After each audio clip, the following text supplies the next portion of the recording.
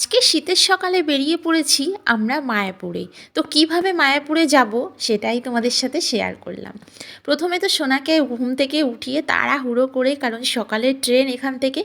তো আমরা বাড়ি থেকেই টোটো রিজার্ভ করা ছিল, বাড়ি থেকেই টোটো নিয়ে আমরা স্টেশনে পৌঁছে গেছি।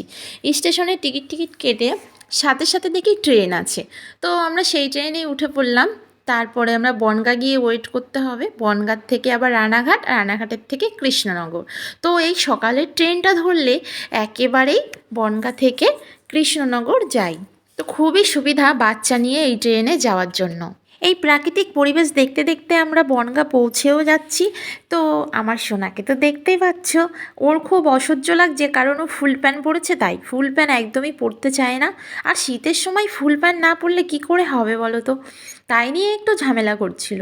তারপর ট্রেনটা আসলো, আমরা ট্রেনে উঠে পড়েছি। এবার যাব পুরো থ্রু কৃষ্ণনগর। মায়াপুরে আমাদের মাঝে মাঝেই যাওয়া হয়, বাবা তো ওখানেই থাকে। আর তাছাড়া সোনাকে নিয়ে যেতে কোনো প্রবলেম হয় না, এখন একটু বড় হয়েছে। আর ওখানে গিয়ে থাকতে অসুবিধা হয় না, কারণ ওখানে আমাদের নিজস্ব বাড়ি। যেই আমরা বনগাঁ ট্রেনে উঠেছি, সোনাকে একটু ঘুম পাড়ানোর চেষ্টা চলছিল। তো ফাইনালিও ঘুমিয়ে গেছে, কারণ অনেক ভোরে উঠেছিল। আমার সোনা তো ঘুম থেকে উঠেই দেখছে ট্রেন থেকে নেমে পড়েছি। তো ওর ফুল প্যান্টটা চেঞ্জ করে দেওয়া হচ্ছিল, কারণ ওর খুবই অসহ্য লাগে ফুল প্যান্ট পরতে। তো এই কৃষ্ণনগর থেকে টোটো, অটো বা বাস যে কোনো কিছুতে করেই মায়াপুরে যাওয়া যায়। আর সোনা বেশি লোকজন ভিড়ভাড়টা একদমই পছন্দ করে না, সেই জন্যই আমরা একটা টোটো রিজার্ভ করে নিয়েছিলাম।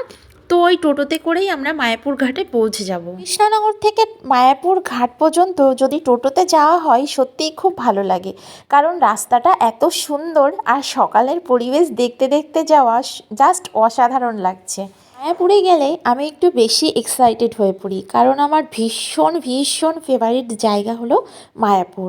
মানে অন্য কোথাও ঘুরতে যাওয়ার কথা বললে যদি কেউ বলে যে কোথায় ঘুরতে যেতে চাও, তবে আমি বলবো মায়াপুর, কারণ জানি না কেন এত টান, তবে আমার ভীষণই ভালো লাগে। তো যাই হোক, টোটো থেকে নেমে আমরা ঘাটের দিকে যাচ্ছি। এই ঘাটটাকে বলা হয় হুলোর ঘাট। এখানে ভালোই ভিড় থাকে, প্রত্যেক দিনই ভিড় থাকে। তবে যদি সানডে যাওয়া হয় তবে এই ঘাটে লাইন দিতে হয়। আজকে ভিড় অনেকটাই কম, তবুও একেবারে কম বলা যাবে না, কারণ দেখা যাচ্ছে এখানে প্রচুর লোক আছে। তো আমরা ফাইনালি নৌকায় উঠে পড়েছি। আর এই গঙ্গার দৃশ্য সত্যি, মানে তোমরা যারা গেছো তারা তো জানো, আর যারা না গেছো অবশ্যই বলবো একবার যেয়ে দেখো, তোমাদের খুবই ভালো লাগবে মায়াপুর।